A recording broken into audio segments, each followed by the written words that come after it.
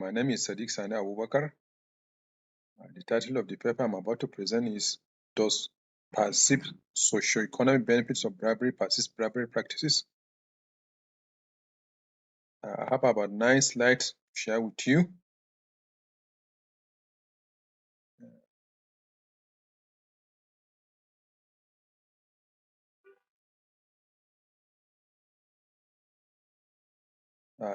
In the introductory part, the paper look at the history of bribery practices right from the ancient times throughout to the 17th century.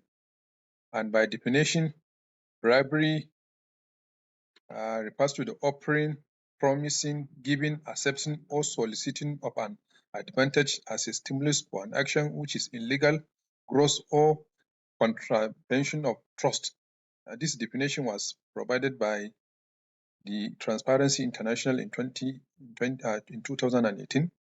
And then when it comes to the meaning of stimulation, stimulation can take the form of gifts, loans, fees, rewards, or other advantages such as taxes, services, donations, and favors, among others.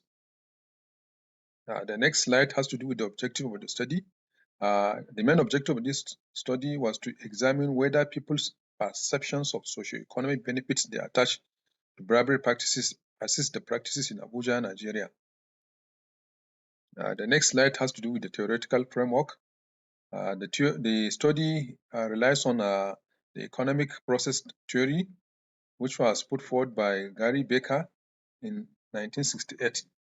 The theory assumed that people's decision to commit an offense is also based on the cost-benefit analysis they use when deciding on a legitimate activity. According to this theory, a decision to commit an offense reflects a normal rational calculation.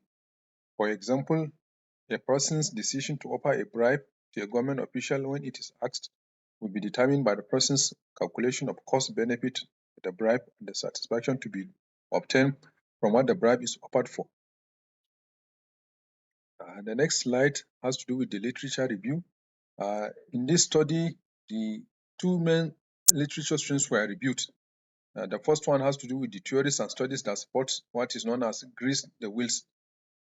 That is, these are hypotheses which states that bribery is beneficial and people tend to benefit from offering bribes.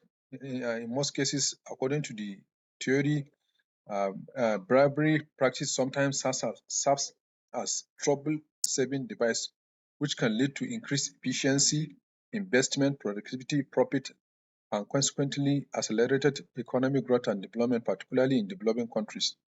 On the other hand, there are theories who maintain that bribery practices sand the wheels. In other words, bribery practices tends to impact negatively on socio-economic activities.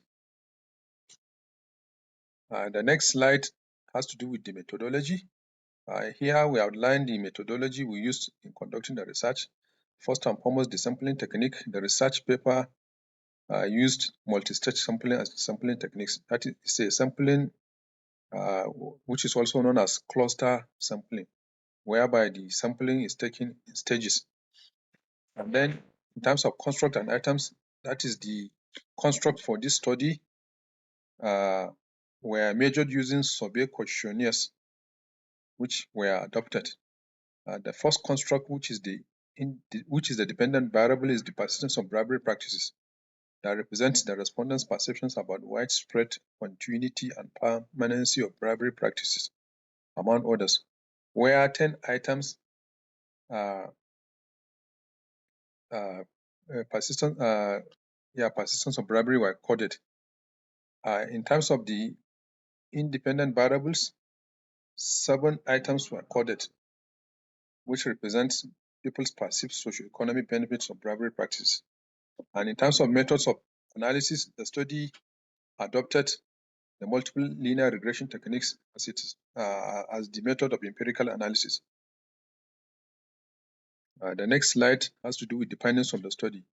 The findings of this study indicated that people's perception on socio-economic benefits derived from bribery practices significantly persist the practice in Nigeria.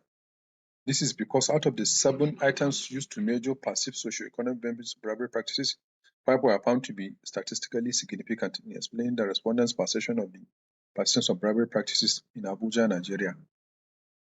Last but not the least, has to do with the recommendations of the study. You can see the study has made a number of recommendations. The first one is it is recommended that there should be a re-evaluation of national policies aimed at sensitizing Nigerians to change their attitude towards bribery practices. This will require mass education and awareness campaign against the practices. The paper also recommends that socio-economic impacts of bribery practices should be taught in Nigerian schools right from primary to tertiary levels.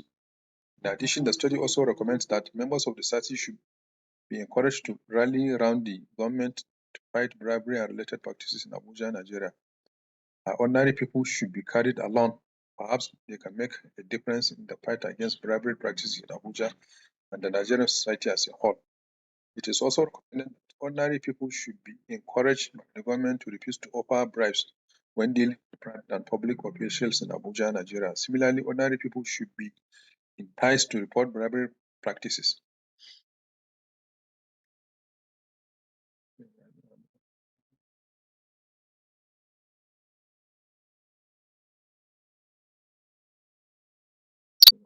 Lastly, thank you for listening.